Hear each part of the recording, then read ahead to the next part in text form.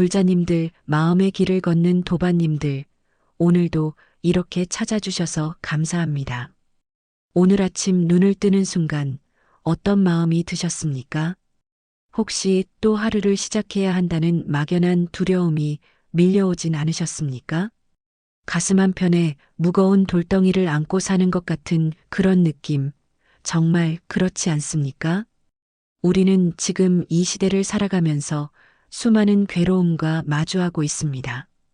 자식 걱정, 건강 걱정, 경제적 어려움, 외로움, 그리움, 상실감, 때로는 왜 나만 이렇게 힘든가 하는 생각에 밤잠을 이루지 못하기도 합니다. 그런데 불자님들, 놀라운 사실이 있습니다. 여러분이 지금 겪고 계신 그 모든 괴로움을 부처님께서는 이미 2500년 전에 알고 계셨습니다. 그리고 그 괴로움에서 벗어날 수 있는 길을 우리에게 자비롭게 가르쳐 주셨습니다. 오늘 이 시간 1000명이 넘는 불자님들이 함께 위로받았다는 부처님의 12가지 말씀을 함께 나누고자 합니다. 이 말씀들은 단순한 위로가 아닙니다. 우리 삶을 근본적으로 변화시킬 수 있는 깨달음의 씨앗입니다. 지금 이 순간 마음을 편안히 하시고 부처님의 자비로운 음성에 귀 기울여 주십시오. 그럼 첫 번째 말씀부터 함께 살펴보겠습니다. 첫 번째로 우리 모두가 가장 먼저 이해해야 할 부처님의 말씀입니다. 살다 보면 예상치 못한 일들이 일어납니다. 건강하던 사람이 갑자기 병에 걸리기도 하고 사랑하던 사람이 떠나가기도 합니다. 열심히 모은 재산이 한순간에 사라지기도 하고 믿었던 사람에게 배신당하기도 합니다. 이럴 때 우리는 묻습니다. 왜 하필 나에게 이런 일이 일어났을까? 내가 무슨 잘못을 했기에 이런 벌을 받는 걸까? 이런 의문과 원망 속에서 우리는 더 깊은 고통에 빠져듭니다. 그런데 부처님께서는 이렇게 말씀하셨습니다. 모든 것은 변한다. 이것이 세상의 법칙이다. 생겨난 것은 반드시 사라지고 모인 것은 반드시 흩어진다. 이것이 바로 재행무상의 진리입니다. 이 말씀은 자바암경 제262경에 나오는 가르침입니다. 부처님께서는 우리에게 변하지 않는 것은 아무것도 없다는 사실을 분명히 일깨워 주셨습니다. 봄에 피었던 꽃이 여름을 지나 가을에 지는 것이 자연의 이치이듯 우리 삶의 모든 것도 그러합니다. 만남이 있으면 헤어짐이 있고 시작이 있으면 끝이 있습니다. 건강했던 몸도 나이가 들면 쇠약해지고 아름다운 얼굴도 세월 앞에서는 주름이 생깁니다. 이것은 누구의 잘못도 아니고 벌도 아닙니다. 그저 자연의 법칙이고 우주의 진리입니다. 그렇다면 우리는 이 가르침을 어떻게 실천할 수 있을까요? 변화를 받아들이는 연습을 시작해야 합니다. 아침에 일어나서 거울을 볼 때 어제보다 늙은 내 모습을 한탄하지 마십시오. 대신 이렇게 생각해 보십시오. 오늘도 살아서 이 거울을 볼 수 있음에 감사하다고 말입니다. 자식이 철이 들어 부모 곁을 떠날 때 섭섭해하지만 마십시오. 그것이 자연스러운 성장이고 변화의 과정임을 이해하십시오. 실제로 경기도에 사시는 72세 되신 한 보살님께서 이런 이야기를 들려주셨습니다. 50년을 함께 살던 남편을 작년에 떠나보내셨다고 합니다. 처음에는 세상이 무너지는 것 같았다고 하십니다. 매일 눈물만 흘리고 밥맛도 없고 살아야 할 이유를 찾을 수 없었다고 합니다. 그런데 절에 나와서 재행무상의 가르침을 듣고 나서 조금씩 마음이 변하기 시작했답니다. 남편과의 만남도 인연이었고 이별도 인연이라는 것을 받아들이게 되셨다고 합니다. 그리고 지금은 남편이 남겨준 추억에 감사하며 남은 인생을 의미 있게 살아가고 계십니다. 불자님들, 변화를 두려워하지 마십시오. 변화는 끝이 아니라 새로운 시작입니다. 겨울이 지나야 봄이 오듯 고통도 지나가면 새로운 기쁨이 찾아옵니다. 이것이 부처님께서 우리에게 주신 첫 번째 위로의 말씀입니다. 두 번째로 우리가 왜 괴로운지 그 근본 원인에 대한 부처님의 가르침을 살펴보겠습니다. 우리는 살면서 끊임없이 무언가를 원합니다. 더 많은 돈, 더 큰 집, 더 좋은 차, 더 높은 지위, 더 아름다운 외모. 이런 욕망들이 우리 마음속에 끊임없이 샘솟습니다. 그리고 그것을 얻지 못하면 괴로워하고 얻고 나서도 또 다른 것을 원하며 괴로워합니다. 혹시 이런 경험 있으십니까? 간절히 원하던 것을 손에 넣었는데 그 기쁨이 오래가지 않는 경험 말입니다. 새 옷을 샀을 때는 그렇게 행복했는데 며칠 지나면 또 다른 옷이 눈에 들어옵니다. 승진을 해서 기뻤는데 얼마 안 가서 더 높은 자리가 탐나기 시작합니다. 이것이 바로 우리 마음의 본성입니다. 부처님께서는 이에 대해 명확한 가르침을 주셨습니다. 모든 괴로움의 근원은 가래에 있다. 집착과 욕망이 고통을 만든다. 탐진치 삼독이 우리를 괴롭힌다. 이 말씀은 전법륜경에 나오는 사성제의 핵심 가르침입니다. 부처님께서 녹야원에서 5비구에게 처음 설하신 법문이기도 합니다. 집제라고 하는 이 가르침은 고통이 어디서 오는지를 정확히 짚어줍니다. 탐욕, 즉 탐심은 끊임없이 더 많은 것을 원하는 마음입니다. 진심, 즉 성냄은 내 뜻대로 되지 않을 때 일어나는 분노입니다. 치심, 즉 어리석음은 사물의 진리를 제대로 보지 못하는 무명입니다. 이 세 가지 독이 우리 마음속에서 끊임없이 괴로움을 만들어냅니다. 그렇다면 어떻게 이 독에서 벗어날 수 있을까요? 먼저 자신의 욕망을 관찰하는 연습을 해야 합니다. 오늘 하루 동안 내가 무엇을 원했는지 저녁에 잠시 되돌아보십시오. 그 욕망 중에서 정말 필요한 것과 그저 탐욕에서 나온 것을 구분해 보십시오.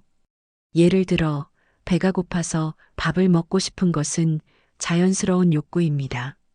하지만 이미 배가 부른데도 맛있는 음식이 있다고 계속 먹고 싶은 것은 탐욕입니다.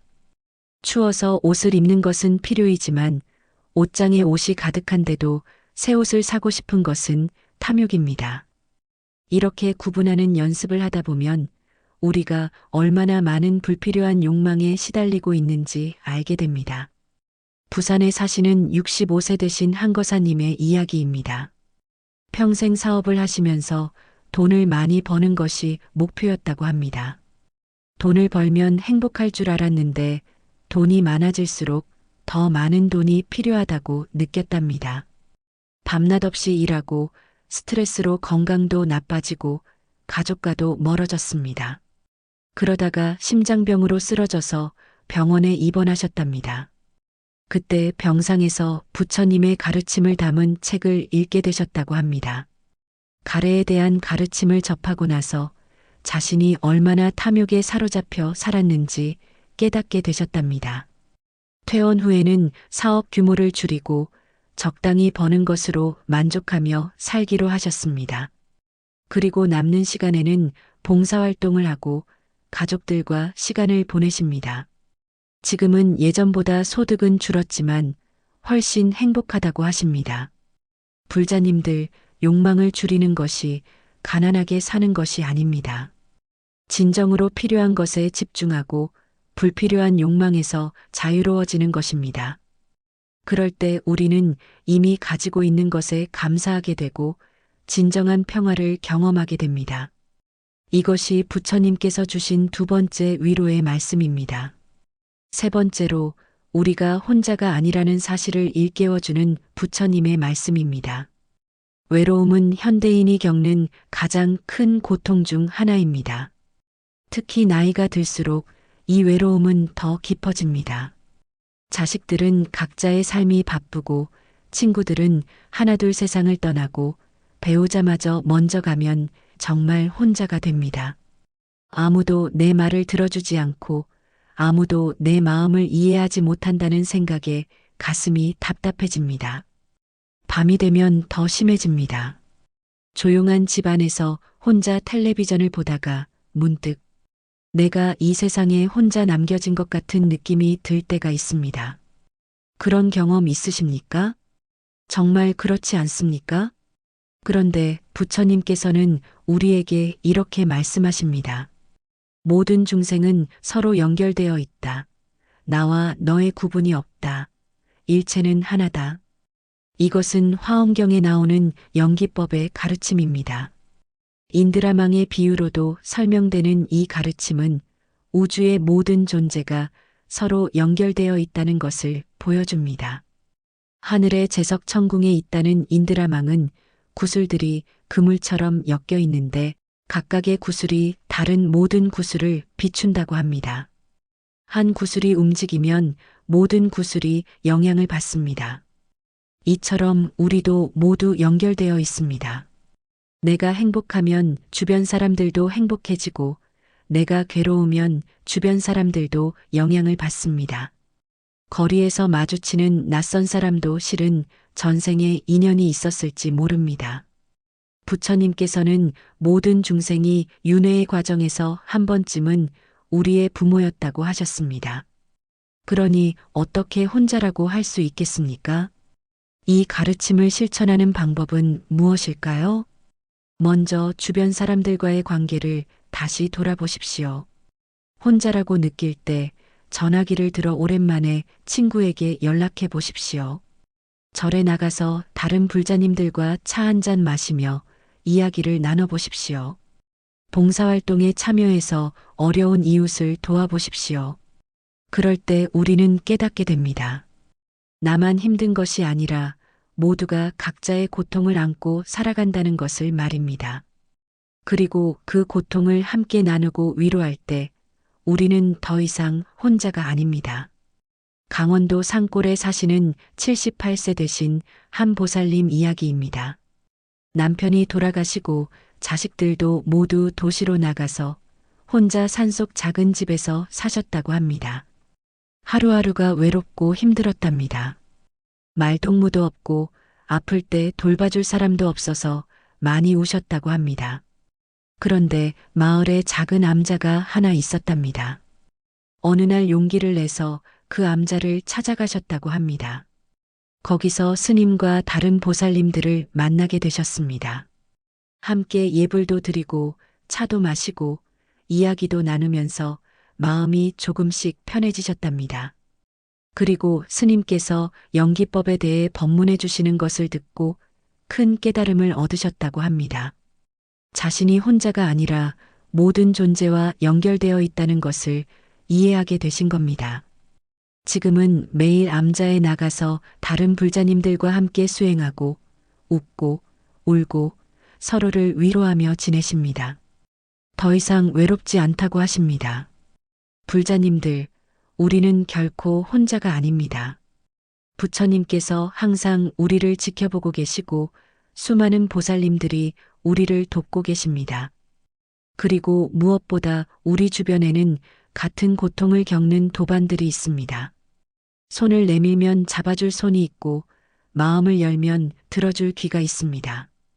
이것이 부처님께서 주신 세 번째 위로의 말씀입니다.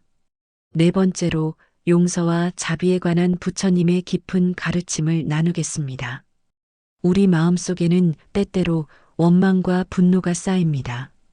나를 상처 입힌 사람, 나를 배신한 사람, 나를 무시한 사람. 그 사람들을 떠올릴 때마다 가슴이 답답하고 화가 치밀어 오릅니다. 밤에 잠을 자려고 누우면 그때 그 일들이 자꾸만 떠올라서 잠을 이루지 못합니다. 왜 그 사람은 나에게 그렇게 했을까? 어떻게 그럴 수가 있을까? 이런 생각들이 꼬리에 꼬리를 물고 이어집니다. 그리고 복수하고 싶은 마음, 그 사람이 벌받기를 바라는 마음이 생깁니다. 그런 경험 있으십니까? 그런데 부처님께서는 이렇게 말씀하셨습니다. 원한은 원한으로 풀리지 않는다. 오직 자비로만 풀린다. 미워하는 마음을 버릴 때 평화가 온다. 이 말씀은 법구경 제1장 5절에 나오는 가르침입니다. 원문을 보면 원한은 원한으로서 그칠 수 없고 오직 원한을 버림으로써 그친다. 이것이 영원한 진리라고 하셨습니다. 생각해 보십시오. 누군가를 미워하고 원망하는 동안 가장 고통받는 사람은 누구입니까? 바로 나 자신입니다. 상대방은 어쩌면 아무렇지도 않게 잘 살고 있을지도 모릅니다. 하지만 나는 그 사람 때문에 밤잠을 설치고 건강을 해치고 마음의 평화를 잃습니다. 이것이야말로 스스로에게 독을 먹이는 행위입니다. 부처님께서는 용서가 상대방을 위한 것이 아니라 바로 나 자신을 위한 것이라고 가르치셨습니다. 용서할 때 가장 큰 자유를 얻는 사람은 용서하는 사람입니다. 그렇다면 어떻게 용서할 수 있을까요? 먼저 상대방도 나와 같은 괴로움을 겪는 중생이라는 것을 이해해야 합니다. 그 사람이 나에게 상처를 준 것도 그 사람 자신이 상처받았기 때문일 수 있습니다. 행복한 사람은 다른 사람을 괴롭히지 않습니다. 괴로운 사람이 그 괴로움을 다른 사람에게 전가하는 것입니다. 그렇게 생각하면 미움보다는 연민이 생깁니다. 그리고 매일 자비 명상을 해보십시오. 조용한 곳에 앉아서 눈을 감고 마음속으로 이렇게 말해 보십시오. 나를 상처 입힌 그 사람도 행복하기를 바랍니다. 그 사람도 고통에서 벗어나기를 바랍니다. 그 사람도 평화롭기를 바랍니다. 처음에는 이 말이 입에서 나오지 않을 수도 있습니다. 억지로 하는 것 같고 거짓말하는 것 같을 수도 있습니다. 하지만 매일 반복하다 보면 어느새 마음이 부드러워지는 것을 느끼게 됩니다. 서울에 사시는 58세 되신 한 보살님의 이야기입니다. 10년 전에 친한 친구에게 큰 배신을 당하셨다고 합니다. 함께 사업을 하다가 친구가 돈을 가지고 도망갔답니다. 그 일로 사업은 망하고 빚더미에 앉게 되셨습니다. 친구를 원망하는 마음에 10년 동안 괴로워하셨답니다. 밤마다 그 친구를 저주하고 벌받기를 기도했다고 합니다. 그런데 건강이 너무 나빠져서 병원에 갔더니 스트레스성 질환이라고 하더랍니다. 의사 선생님이 마음을 편히 가지라고 권유하셨답니다. 그때 절에 나가서 법문을 듣게 되셨고 법구경의 이 구절을 접하게 되셨습니다. 스님께서 용서에 대해 설법하시는 것을 들으면서 눈물이 멈추지 않았다고 합니다. 10년 동안 자신이 스스로를 괴롭혀왔다는 것을 깨달았기 때문입니다. 그날 밤 집에 돌아와서 용서하기로 결심하셨답니다. 친구를 용서하고 원망을 내려놓기로 하셨습니다. 쉽지 않았지만 매일 자비 명상을 하면서 조금씩 마음이 가벼워졌답니다. 지금은 그 친구도 용서하고 자신도 용서하고 모든 것을 놓아버리셨다고 합니다. 건강도 많이 좋아지고 마음의 평화를 찾았다고 하십니다. 불자님들, 용서는 약함이 아닙니다. 용서는 가장 강한 힘입니다. 원망과 미움의 사슬에서 스스로를 해방시키는 것이 바로 용서입니다. 부처님께서 우리에게 주신 이 가르침을 실천할 때 우리는 진정한 자유를 경험하게 됩니다. 이것이 부처님께서 주신 네 번째 위로의 말씀입니다. 다섯 번째로 지금 이 순간의 소중함을 일깨워주는 부처님의 가르침입니다. 우리는 대부분 과거나 미래의 마음을 빼앗겨 살아갑니다. 과거의 후회에 사로잡혀 있거나 미래의 걱정에 잠겨 있습니다. 그때 그렇게 하지 말았어야 했는데 라는 후회. 앞으로 어떻게 될까 라는 불안. 이런 생각들이 끊임없이 우리 마음을 괴롭힙니다. 그러면서 정작 지금 이 순간은 놓치고 맙니다. 아침에 일어나서 창밖에 아름다운 햇살도 보지 못하고 가족과 함께 먹는 밥의 맛도 느끼지 못합니다. 마음은 항상 다른 곳에 가 있기 때문입니다. 그런 경험 있으십니까? 밥을 먹으면서도 무슨 맛인지 모르고 사람을 만나도 그 사람과 제대로 이야기하지 못하는 경험 말입니다. 부처님께서는 이에 대해 명확한 가르침을 주셨습니다.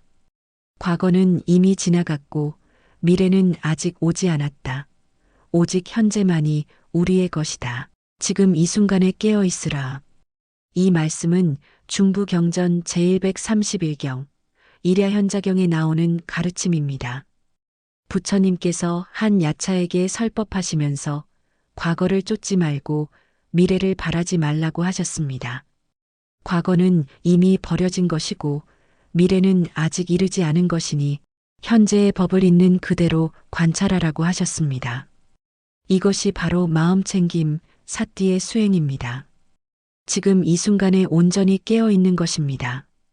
숨을 쉴 때 숨 쉬는 것을 알고, 걸을 때 걷는 것을 알고, 먹을 때 먹는 것을 아는 것입니다.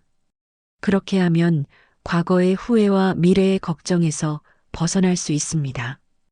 그리고 지금 이 순간의 평화를 경험할 수 있습니다.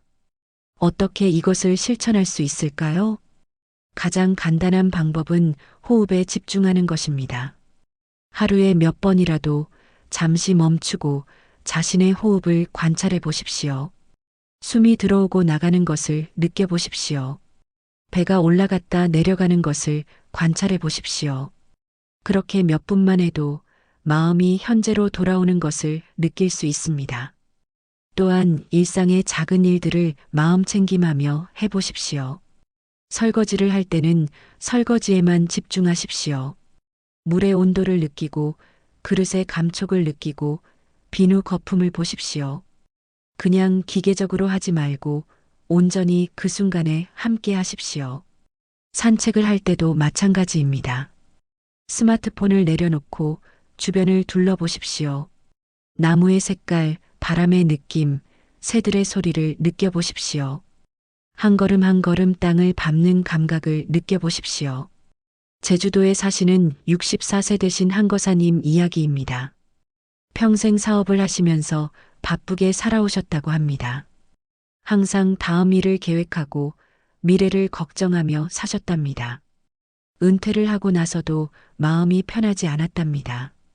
무엇을 해야 할지 몰라서 불안하고 자신이 쓸모 없어진 것 같아서 우울했답니다. 그러던 중에 한 선원에서 마음 챙김 명상을 배우게 되셨습니다. 처음에는 잘 이해가 안 됐는데 매일 수행하다 보니 조금씩 변화가 생겼답니다. 지금 이 순간에 집중하는 법을 배우게 되셨습니다. 아침에 일어나서 창문을 열 때 신선한 공기가 들어오는 것을 느끼게 되셨습니다. 차를 마실 때 차의 향기와 맛을 온전히 느끼게 되셨습니다. 바다를 바라볼 때 파도 소리에 귀 기울이고 하늘의 색깔을 감상하게 되셨습니다. 그렇게 하면서 과거의 후회와 미래의 걱정이 줄어들었답니다. 지금 이 순간이 얼마나 소중한지 깨닫게 되셨다고 합니다.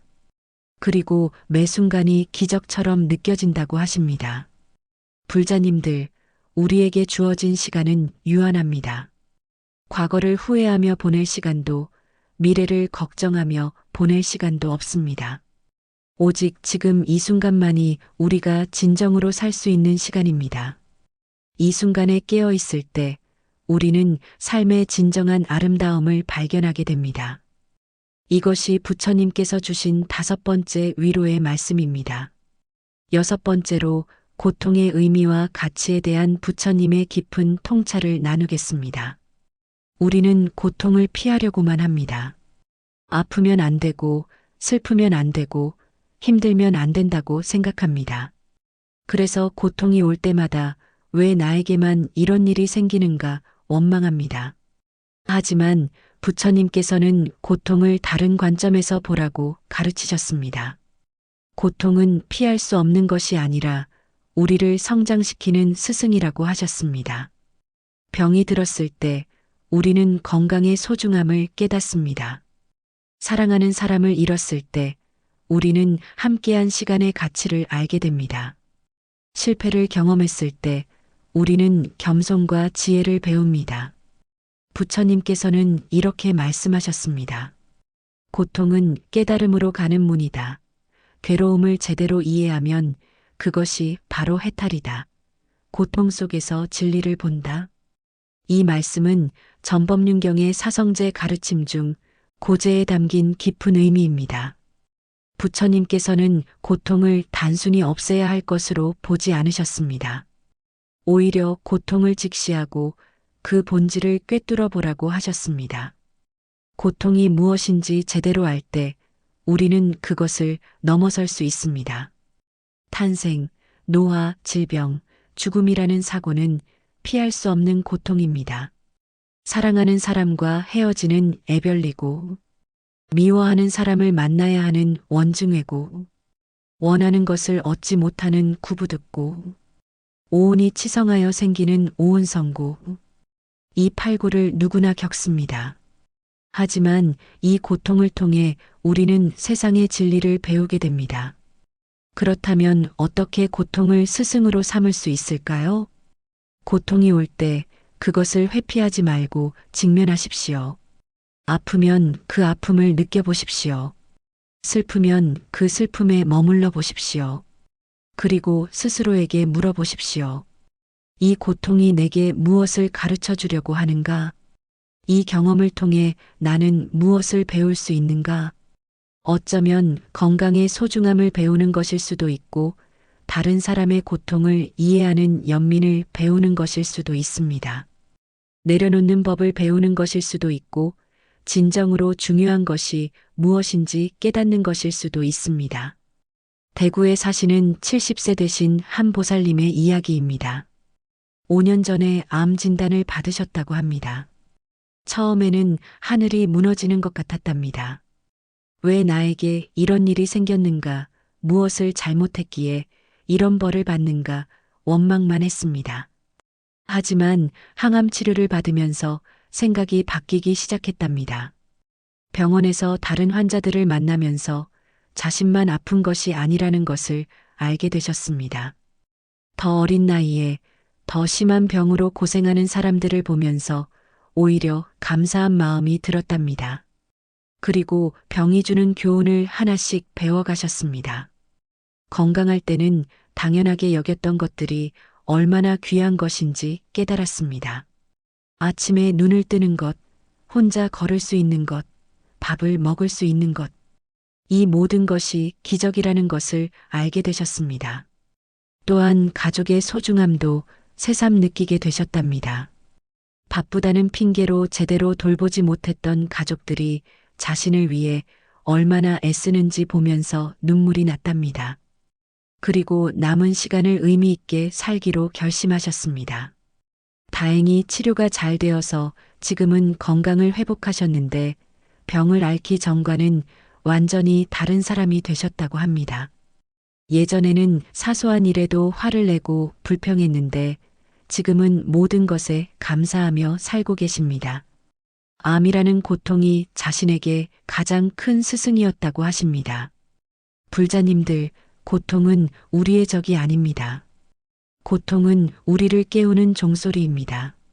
잠에서 깨어나 진리를 보게 하는 자비로운 스승입니다. 부처님께서도 고통을 통해 깨달음을 얻으셨습니다. 늙고 병들고 죽는 모습을 보고 출가를 결심하셨고 6년의 고행 끝에 중도를 깨달으셨습니다. 우리도 마찬가지입니다. 고통을 회피하지 말고 그 속에서 배우고 성장하십시오. 그럴 때 고통은 더 이상 고통이 아니라 깨달음으로 가는 소중한 디딤돌이 됩니다. 이것이 부처님께서 주신 6번째 위로의 말씀입니다. 7번째로 진정한 행복이 무엇인지 알려주는 부처님의 가르침입니다. 많은 사람들이 행복을 밖에서 찾습니다. 돈이 많으면 행복할 거라고, 좋은 집에 살면 행복할 거라고, 건강하면 행복할 거라고 생각합니다. 물론 이런 것들도 중요합니다. 하지만 이것들이 있다고 해서 반드시 행복한 것은 아닙니다. 돈이 많아도 불행한 사람이 있고 큰 집에 살아도 외로운 사람이 있습니다. 왜 그럴까요? 진정한 행복은 밖에 있지 않고 안에 있기 때문입니다. 부처님께서는 이렇게 말씀하셨습니다. 마음이 평화로우면 어디든 천국이고 마음이 괴로우면 어디든 지옥이다. 행복은 마음속에서 찾아야 한다. 이 말씀은 법구경 제2장 불방일품에 나오는 가르침입니다.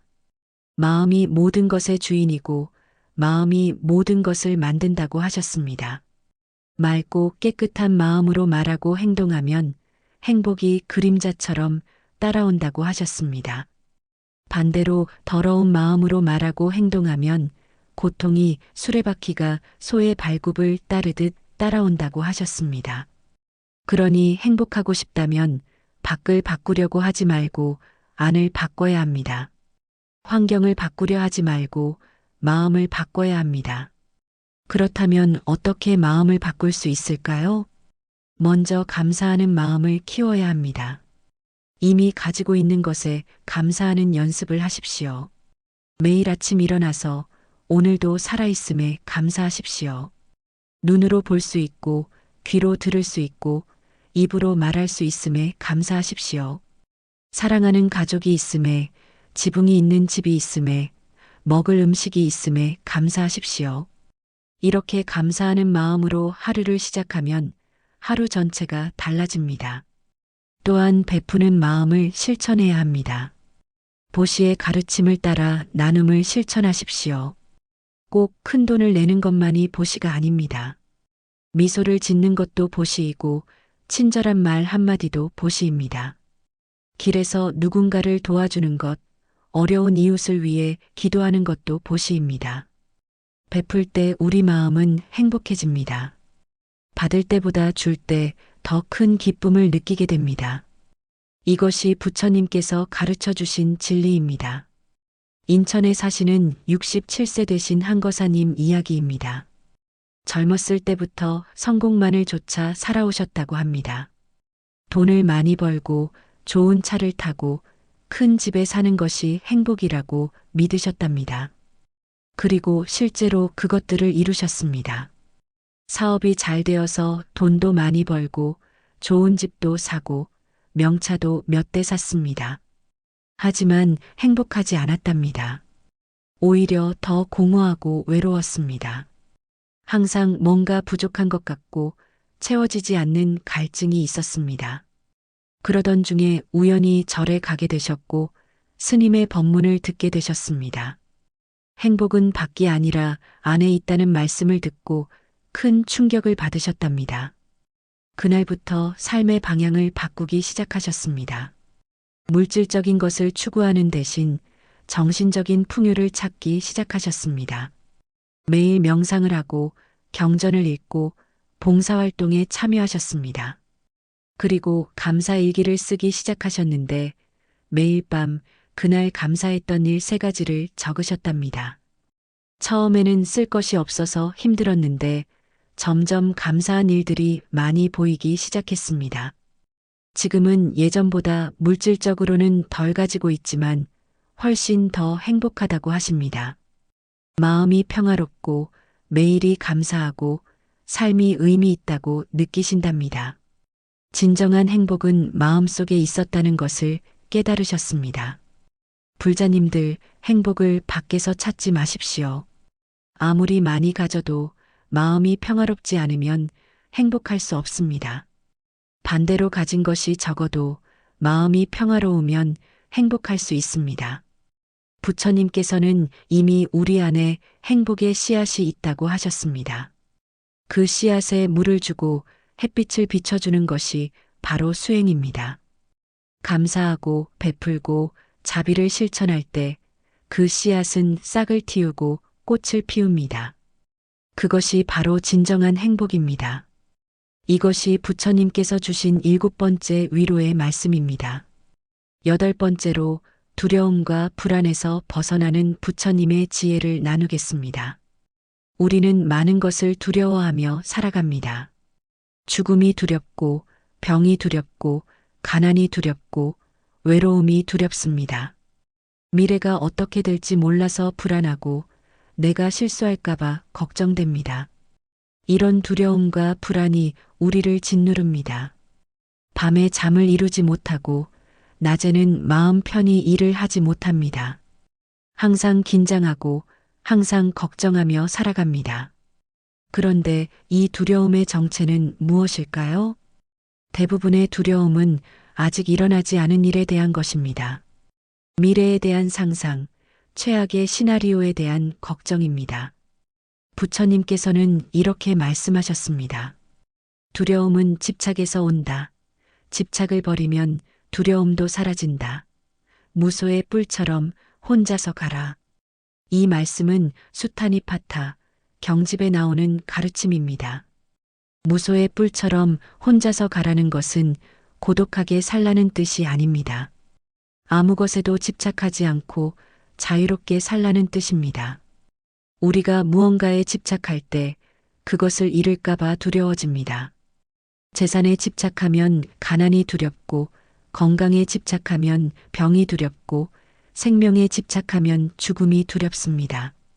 사랑하는 사람에 집착하면 이별이 두렵고, 명예에 집착하면 실패가 두렵습니다. 하지만 집착을 내려놓으면 두려움도 사라집니다. 물론 집착을 버린다는 것이 아무것도 사랑하지 말라는 뜻은 아닙니다. 사랑하되 집착하지 않고 소중히 여기되 매달리지 않는 것입니다. 모든 것은 변한다는 것을 받아들이고 언젠가는 헤어질 것을 알면서도 지금을 소중히 여기는 것입니다. 그렇다면 어떻게 집착을 내려놓을 수 있을까요? 먼저 자신이 무엇에 집착하고 있는지 알아차려야 합니다. 나는 무엇이 두려운가? 무엇을 잃을까봐 걱정하는가? 이렇게 스스로에게 물어보십시오. 그리고 그것이 정말 내 것인지 생각해 보십시오. 재산도 건강도 심지어 이 몸도 영원히 내 것이 아닙니다. 모두 잠시 빌려온 것입니다. 언젠가는 돌려줘야 합니다. 이것을 받아들일 때 집착이 줄어들고 두려움도 줄어듭니다. 또한 최악의 상황을 상상해 보는 것도 도움이 됩니다. 내가 두려워하는 일이 정말 일어난다면 어떻게 될까? 그래도 나는 살아남을 수 있을까? 대부분의 경우 우리는 생각보다 강하다는 것을 알게 됩니다. 최악의 상황도 견딜 수 있다는 것을 깨닫게 됩니다. 광주에 사시는 69세 되신 한 보살님 이야기입니다. 평생 건강에 대한 두려움을 안고 사셨다고 합니다. 조금만 몸이 아파도 큰 병이 걸린 것 같아서 병원을 찾으셨고 검사를 받으셨습니다. 항상 건강을 걱정하고 죽음을 두려워하며 사셨답니다. 그러다 보니 삶을 제대로 즐기지 못하셨습니다. 여행을 가도 혹시 아플까봐 걱정하고 맛있는 음식도 건강에 안 좋을까봐 먹지 못하셨습니다. 그렇게 10년을 보내고 나니 삶이 너무 재미없고 의미 없다는 생각이 들었답니다. 그때 한 스님을 만나게 되셨고 집착에 대한 법문을 듣게 되셨습니다. 건강에 대한 집착이 오히려 자신을 괴롭게 만들었다는 것을 깨달았습니다. 그날부터 생각을 바꾸기로 하셨습니다. 언젠가는 병들고 죽는 것이 자연의 이치라는 것을 받아들이기로 하셨습니다. 그리고 두려워하며 사는 대신 지금을 충실히 살기로 하셨습니다. 신기하게도 그렇게 마음을 바꾸고 나니 건강도 좋아졌답니다. 스트레스가 줄어들면서 실제로 몸도 편해졌습니다. 그리고 무엇보다 삶이 즐거워졌습니다. 이제는 여행도 다니고 맛있는 것도 먹고 친구들과 시간도 보내십니다. 두려움에서 벗어나니 삶이 선물처럼 느껴진다고 하십니다. 불자님들, 두려움은 대부분 우리 마음이 만들어낸 허상입니다. 실제로 일어나지 않은 일에 대한 걱정입니다. 부처님께서는 우리에게 지금 이 순간에 머물라고 하셨습니다. 과거의 후회도 미래의 걱정도 내려놓고 지금 여기에 온전히 있으라고 하셨습니다. 그럴 때 두려움은 사라지고 평화가 찾아옵니다. 집착을 내려놓고 변화를 받아들이고 지금을 살아가십시오. 그것이 두려움에서 벗어나는 길입니다. 이것이 부처님께서 주신 8번째 위로의 말씀입니다. 9번째로 다른 사람과의 관계에서 평화를 찾는 부처님의 가르침입니다. 우리 삶의 많은 괴로움은 관계에서 옵니다. 가족과의 갈등, 친구와의 다툼, 이웃과의 불화. 누군가의 말이 마음에 상처를 주고 누군가의 행동이 화를 일으킵니다. 그리고 우리는 생각합니다. 저 사람이 변해야 해. 저 사람이 잘못했어. 저 사람 때문에 내가 불행해. 하지만 다른 사람을 바꾸는 것은 불가능합니다. 우리가 바꿀 수 있는 것은 오직 우리 자신뿐입니다. 부처님께서는 이렇게 말씀하셨습니다. 남을 비난하지 말고 자신을 먼저 돌아보라. 자신의 허물을 보듯 남의 허물도 이해하라. 자비로 모든 적을 친구로 만들라. 이 말씀은 법구경 제12장 자기 품에 나오는 가르침입니다. 남의 허물은 보기 쉬워도 자기 허물은 보기 어렵다고 하셨습니다. 남의 허물은 티끌같이 작은 것도 보면서 자기 허물은 산같이 큰 것도 가린다고 하셨습니다. 그러니 남을 비난하기 전에 먼저 자신을 돌아보라고 하셨습니다.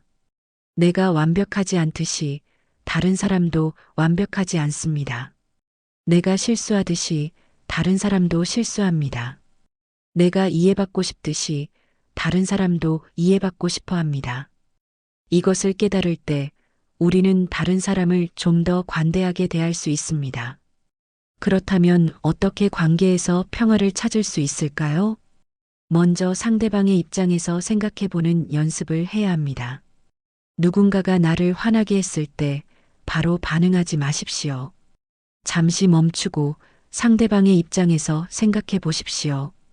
왜 저 사람이 그렇게 행동했을까? 어떤 고통이나 어려움이 있어서 그랬을까? 이렇게 생각하면 화가 조금 가라앉고 이해가 생깁니다. 또한 기대를 내려놓아야 합니다. 우리가 관계에서 괴로운 이유는 기대 때문입니다. 상대방이 이렇게 해주기를 기대하고 저렇게 말해주기를 기대합니다. 그런데 그 기대가 충족되지 않으면 실망하고 화가 납니다. 하지만 다른 사람은 내 기대를 충족시킬 의무가 없습니다. 그들도 자신의 삶을 살아가는 것입니다. 기대를 내려놓으면 실망도 줄어들고 관계도 편해집니다.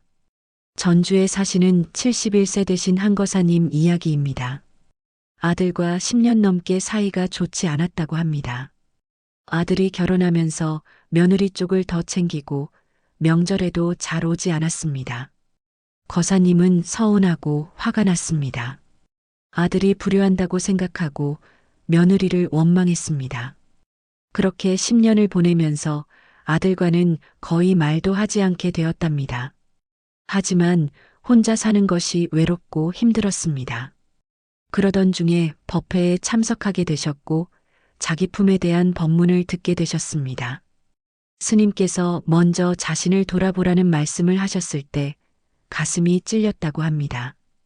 그동안 자신은 아들에게 어떤 아버지였는지 생각해 보게 되셨습니다. 젊었을 때 너무 바빠서 아들과 시간을 많이 보내지 못했고 엄격하게만 대했던 것이 떠올랐습니다. 아들도 자기 나름대로 아버지에게 상처받은 것이 있을 거라는 생각이 들었습니다.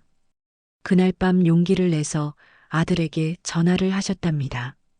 그리고 처음으로 미안하다고 사랑한다고 말씀하셨습니다. 아들도 울면서 자신도 미안했다고 했답니다. 그렇게 화해를 하고 나니 10년간 쌓였던 응어리가 풀렸습니다. 지금은 아들 내외와 자주 만나고 손주들도 보며 행복하게 지내십니다. 먼저 자신을 돌아보고 먼저 손을 내민 것이 관계를 회복시켰습니다. 불자님들, 관계에서의 평화는 상대방이 변해야 오는 것이 아닙니다. 내가 변할 때 옵니다. 내가 먼저 이해하고, 내가 먼저 용서하고, 내가 먼저 사랑할 때 옵니다. 부처님께서는 자비가 모든 것을 녹인다고 하셨습니다. 미움은 미움으로 풀리지 않고 오직 사랑으로만 풀립니다. 오늘부터 주변 사람들을 좀 더 따뜻한 눈으로 바라보십시오. 그들도 나처럼 행복하고 싶어하고 사랑받고 싶어하는 존재들입니다. 이것이 부처님께서 주신 9번째 위로의 말씀입니다. 10번째로 나이듦과 죽음에 대한 부처님의 지혜로운 가르침입니다. 나이가 들면서 우리는 많은 것을 잃어갑니다. 젊음을 잃고 건강을 잃고 힘을 잃습니다. 거울을 볼 때마다 늙어가는 모습이 슬프고 예전처럼 몸이 말을 듣지 않아서 답답합니다. 그리고 무엇보다 죽음이 가까워지고 있다는 두려움이 있습니다. 언젠가는 이 세상을 떠나야 한다는 것, 사랑하는 사람들과 헤어져야 한다는 것이 견디기 힘듭니다. 하지만 부처님께서는 늙음과 죽음도 자연의 이치라고 가르치셨습니다. 그리고 그것을 어떻게 받아들여야 하는지 명확히 보여주셨습니다. 부처님께서는 이렇게 말씀하셨습니다. 태어난 자는 반드시 죽는다. 이것은 피할 수 없는 진리다. 죽음을 두려워하지 말고 잘 준비하라. 지혜롭게 산 자는 편안히 떠난다. 이 말씀은 대반열반경에 담긴 부처님의 가르침입니다. 부처님께서도 80세에 열반에 드셨습니다.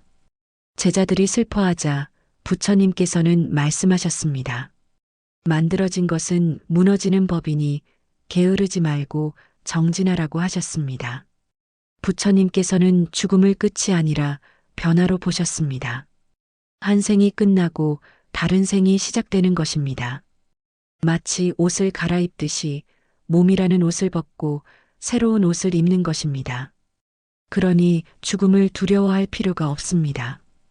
오히려 지금 이 생을 어떻게 살 것인가가 중요합니다. 그렇다면 어떻게 나이 듦을 받아들이고 죽음을 준비할 수 있을까요? 먼저 나이 드는 것을 부끄러워하지 마십시오. 나이는 숫자가 아니라 경험입니다. 살아온 세월만큼 지혜가 쌓이고 깨달음도 깊어집니다. 젊었을 때는 몰랐던 것들을 이제는 알게 됩니다. 무엇이 정말 중요한지, 어떻게 살아야 하는지 깨닫게 됩니다. 이것이 나이 듦의 선물입니다. 또한 매일을 의미 있게 살아야 합니다. 내일이 마지막 날인 것처럼 살되 영원히 살 것처럼 배우라는 말이 있습니다. 매일매일을 소중히 여기고 후회 없이 살아가십시오. 하고 싶었던 일을 미루지 마십시오. 만나고 싶은 사람을 만나고 가고 싶은 곳을 가고 하고 싶은 말을 하십시오. 그리고 선업을 많이 쌓으십시오. 부처님께서는 선업을 쌓은 자는 좋은 곳으로 간다고 하셨습니다. 남을 돕고 자비를 베풀고 진리를 공부하고 수행하십시오. 이것이 죽음을 준비하는 가장 좋은 방법입니다. 울산에 사시는 82세 되신 한 보살님 이야기입니다.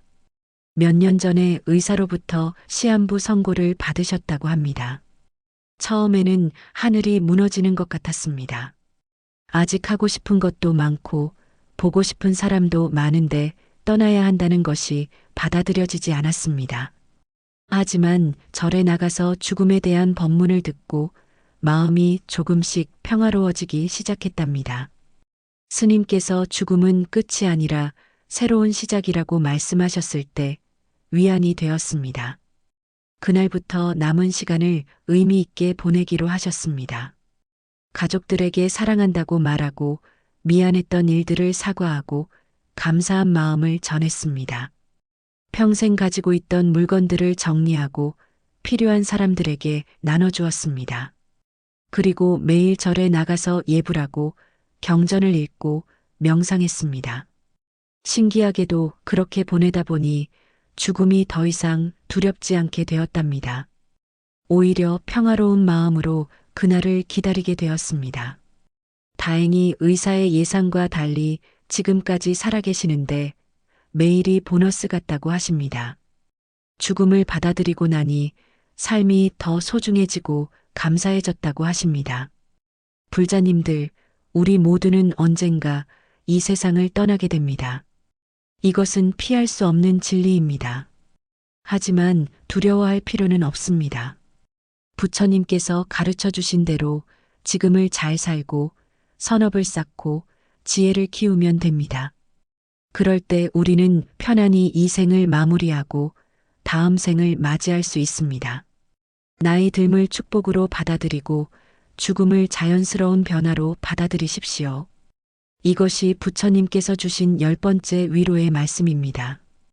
11번째로 의미 있는 삶을 사는 방법에 대한 부처님의 가르침입니다. 많은 분들이 이런 질문을 합니다. 내 인생의 의미는 무엇일까? 나는 왜 태어났을까? 무엇을 위해 살아야 할까? 특히 나이가 들고 은퇴를 하고 나면 이런 질문이 더 절실해집니다. 더 이상 해야 할 일도 없고 사회에서 내 역할도 없는 것 같고 그냥 시간을 보내며 죽음을 기다리는 것만 같습니다. 이런 공허함이 우리를 괴롭힙니다.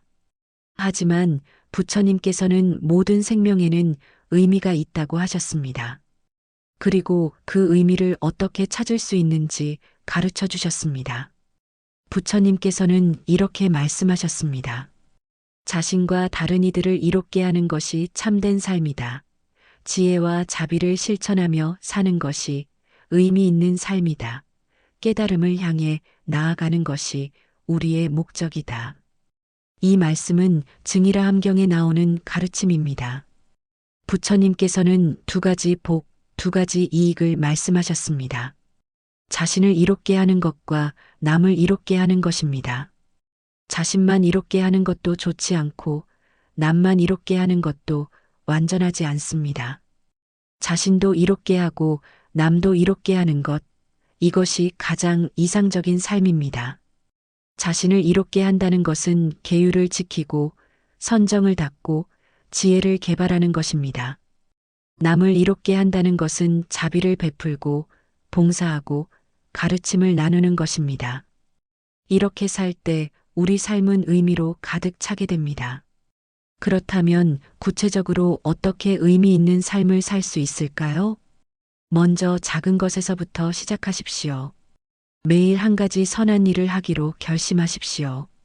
누군가에게 미소를 짓는 것, 친절한 말을 하는 것, 도움이 필요한 사람을 돕는 것, 이런 작은 일들이 모여서 의미 있는 삶을 만듭니다. 또한 자신의 경험과 지혜를 나누십시오. 오랜 세월 살아오면서 배운 것들이 많으실 겁니다. 그것을 젊은 세대에게, 어려움을 겪는 사람들에게 나눠주십시오. 봉사활동에 참여하거나 멘토가 되거나 단순히 이야기를 들어주는 것만으로도 큰 도움이 됩니다. 그리고 계속 배우고 성장하십시오. 나이와 상관없이 우리는 계속 배우고 성장할 수 있습니다. 경전을 공부하고 명상을 수행하고 깨달음을 향해 나아가십시오. 마지막 순간까지 수행하는 것, 이것이 가장 의미 있는 삶입니다. 춘천에 사시는 76세 되신 한거사님 이야기입니다. 은퇴하고 나서 1년 정도 집에만 계셨다고 합니다. 텔레비전을 보고 낮잠을 자고 별다른 일 없이 시간을 보냈습니다. 처음에는 편하고 좋았는데 시간이 지나니 공허해지기 시작했습니다. 내가 왜 사는지 모르겠고 아침에 일어날 이유도 없는 것 같았습니다. 우울증이 찾아왔고 건강도 나빠졌습니다. 그러던 중에 오래된 친구가 찾아와서 함께 봉사활동을 해보자고 제안했습니다. 처음에는 귀찮았지만 친구의 권유로 한번 따라가 보았답니다. 독거노인들을 위한 급식 봉사였습니다. 음식을 나눠드리고 이야기를 들어드리고 청소를 도와드렸습니다. 그런데 신기하게도 마음이 따뜻해지고 기분이 좋아졌습니다. 누군가에게 도움이 된다는 것이 이렇게 뿌듯한 일인지 처음 알았답니다. 그날부터 매주 봉사활동에 참여하기 시작했습니다. 그리고 절에도 나가서 불교 공부도 시작했습니다. 경전을 배우고 명상을 하고 법회에 참석했습니다. 지금은 매일이 바쁘고 충실하다고 합니다. 봉사도 하고 공부도 하고 법우들과 교류도 하십니다. 예전에는 아침에 일어나기 싫었는데 지금은 오늘 무엇을 할까 기대되어서 일찍 일어난다고 하십니다. 삶이 다시 의미로 가득 차게 되었습니다. 불자님들, 나이와 상관없이 우리 삶은 의미로 가득 찰 수 있습니다. 아직 할 수 있는 일이 많고 나눌 수 있는 것이 많습니다. 부처님께서는 생명이 있는 한 깨달음을 향해 나아가라고 하셨습니다. 오늘부터 작은 것이라도 시작해 보십시오. 한 사람에게 미소를 짓고 한 가지 선한 일을 하고 한 구절이라도 경전을 읽어 보십시오.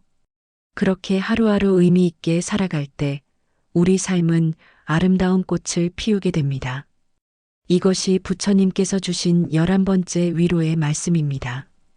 12번째이자 마지막으로 진정한 평화와 행복에 이르는 부처님의 궁극적 가르침입니다. 지금까지 우리는 11가지 말씀을 함께 나눴습니다. 변화를 받아들이고 욕망을 줄이고 연결되어 있음을 깨닫고 용서하고 현재에 머무는 것, 고통에서 배우고 내면의 행복을 찾고 두려움을 극복하고 관계를 개선하는 것, 나의 듦과 죽음을 받아들이고 의미 있게 사는 것. 이 모든 것들이 우리를 어디로 이끌까요? 바로 평화와 행복, 그리고 깨달음으로 이끕니다. 부처님께서는 이렇게 말씀하셨습니다. 평화는 내면에서 온다. 밖에서 찾지 말라. 번뇌가 사라진 곳에 열반이 있다. 집착을 버리면 자유롭다. 이 말씀은 법구경 제6장, 현자품과 제25장, 비구품에 담긴 가르침입니다. 번뇌의 불을 끈 자, 집착에서 벗어난 자, 욕망을 초월한 자는 진정한 평화를 얻는다고 하셨습니다. 이것이 바로 열반, 니르바나입니다. 많은 분들이 열반을 죽음 이후의 세계로만 생각하지만 그렇지 않습니다. 열반은 지금 여기서 이 생에서도 경험할 수 있습니다. 번뇌가 사라진 순간, 집착을 내려놓은 순간, 우리는 열반의 맛을 볼 수 있습니다. 그것은 말로 표현할 수 없는 깊은 평화입니다. 아무것도 두렵지 않고, 아무것도 부족하지 않고, 완전히 만족스러운 상태입니다. 그렇다면 어떻게 이 평화에 이를 수 있을까요? 지금까지 나눈 모든 가르침을 실천하는 것입니다. 하나하나가 평화로 가는 디딤돌입니다. 매일 조금씩 실천하다 보면 어느새 마음이 가벼워지고 평화로워지는 것을 느끼게 됩니다. 그리고 무엇보다 자기 자신에게 자비로워야 합니다. 완벽할 필요 없습니다. 실수해도 괜찮고 넘어져도 괜찮습니다. 다시 일어나서 계속 나아가면 됩니다. 부처님께서도 깨달음을 얻기까지 오랜 시간이 걸렸습니다. 우리도 마찬가지입니다. 조급해하지 말고 한 걸음씩 나아가십시오. 포항에 사시는 74세 되신 한 보살님 이야기로 마무리하겠습니다. 이 보살님은 평생 고생만 하며 사셨다고 합니다. 젊었을 때는 가난해서 고생하고 중년에는 병으로 고생하고 노년에는 외로움으로 고생하셨습니다. 항상 불행하다고 느끼고 원망하며 사셨습니다. 그러다가 72세가 되던 해 작은 암자를 찾게 되셨습니다. 거기서 스님을 만나 부처님의 가르침을 배우기 시작했습니다. 처음에는 어렵고 이해가 안 됐지만 매일 조금씩 배우고 실천했습니다. 경전을 읽고 명상을 하고 봉사도 했습니다. 1년, 2년이 지나면서 조금씩 변화가 일어났습니다. 원망하던 마음이 감사로 바뀌고 분노가 자비로 바뀌었습니다. 과거의 고통을 받아들이고 현재에 감사하고 미래를 평화롭게 바라보게 되셨습니다. 그리고 어느 날 명상을 하다가 깊은 평화를 경험하셨다고 합니다. 말로 표현할 수 없는 고요함과 충만함이었습니다. 그 순간 평생 찾아 헤매던 행복이 바로 자기 안에 있었다는 것을 깨달았습니다. 지금은 매일이 평화롭고 감사하다고 하십니다. 74세에 처음으로 진정한 행복을 찾았다고 하십니다. 불자님들, 마음의 길을 걷는 도반님들, 우리가 오늘 함께 나눈 12가지 말씀을 기억하십시오. 이것들은 단순한 말이 아니라 부처님께서 우리에게 주신 소중한 선물입니다. 여러분이 지금 겪고 계신 모든 괴로움을 부처님께서는 이미 알고 계셨습니다. 그리고 그 괴로움에서 벗어날 수 있는 길을 명확히 보여주셨습니다. 첫째, 모든 것은 변한다는 것을 받아들이십시오. 둘째, 욕망과 집착을 줄이십시오. 셋째, 우리는 모두 연결되어 있음을 기억하십시오. 넷째, 용서하고 자비를 베푸십시오. 다섯째, 지금 이 순간에 깨어 있으십시오. 여섯째, 고통을 스승으로 삼으십시오. 일곱째, 진정한 행복은 마음속에 있음을 아십시오. 여덟째, 집착을 내려놓고 두려움에서 벗어나십시오. 아홉째, 관계에서 평화를 찾으십시오. 열째, 나이듦과 죽음을 자연스럽게 받아들이십시오. 열한째, 의미 있는 삶을 사십시오. 열두째, 내면의 평화를 향해 나아가십시오. 이 12가지 말씀이 여러분의 삶에 빛이 되기를 바랍니다. 힘들 때 기억하고 괴로울 때 의지하십시오. 그리고 가능하다면 다른 사람들과도 이 가르침을 나눠주십시오. 좋아요를 눌러주시고 댓글로 여러분의 생각을 나눠주시고 주변에 이 영상을 공유해 주십시오. 우리 함께 부처님의 가르침을 세상에 퍼뜨려 더 많은 분들이 평화를 찾을 수 있도록 돕겠습니다. 마지막으로 여러분 모두에게 평온과 자비가 함께하기를 기원합니다. 모든 중생이 괴로움에서 벗어나기를, 모든 중생이 행복하기를, 모든 중생이 평화롭기를 간절히 기도합니다. 부처님의 자비광명이 여러분과 여러분의 가족, 그리고 모든 이웃에게 두루 비추기를 바랍니다. 나무 석가모니불, 나무 석가모니불, 나무 석가모니불. 감사합니다.